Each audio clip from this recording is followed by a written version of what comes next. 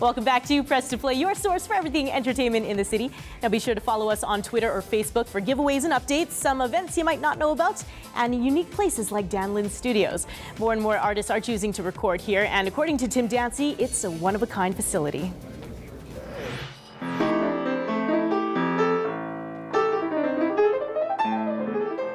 We're in the beautiful county of Strathcona at a place called Dan Lin Studios, one of the finest recording facilities in all of Alberta. It's run by a fellow named Dan Sinisak, a former tradesman who designed and built this place. It's his hobby, really. We'll go inside. Dan is doing exactly what most musicians would love to do, record and play music in his very own personally designed and built recording studio. After 40 years in the electrical transformer business, he's doing retirement his way. Sold the business, and I explained to my wife that I was going to make a little music room off the back of the house. Something like 1,880 square feet of recording studio and full bar.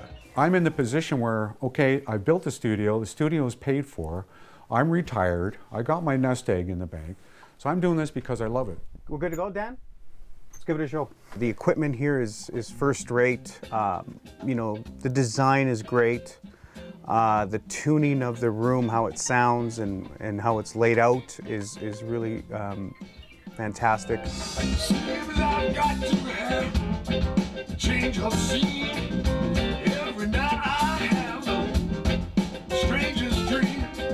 So now Dan Sinisak and his friends write, record, and perform music there all the time. And in recent times, it's well used by notable regional artists. When a guy like Tommy Banks and the Edmonton Symphony come in to use my facility, my piano, the Bosendorfer, is extraordinary instrument, so I have high quality gear and high quality instruments here. Jack Semple's been in. Actually, Semple's new record may be up for a Juno Award. Sandro Dominelli is Dan Lin Studios' primary recording engineer. So that was good. Like I'm constantly trying to upgrade it. I'm constantly listening to it, working with it. Where do the mics sound the best in what part of the room? And the same with the control room. I've had some good advice from some senior mentors. The computer stuff is fantastic for editing and getting things done quickly, you know, more secretarial work, so to speak. Here we combine the both, you know, I mean, most of our recorded tracks are done by analog, and then all the editing and mixing we do through a computer or through some software.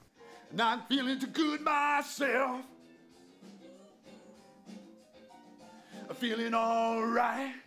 I wanted to live in a log house with a recording studio and be married with 3 kids and a couple of dogs, you know, and have a barn with chickens and all that. Well, I've done that. And hosts house concerts regularly, too. Is just immersed in this wonderful little world of his.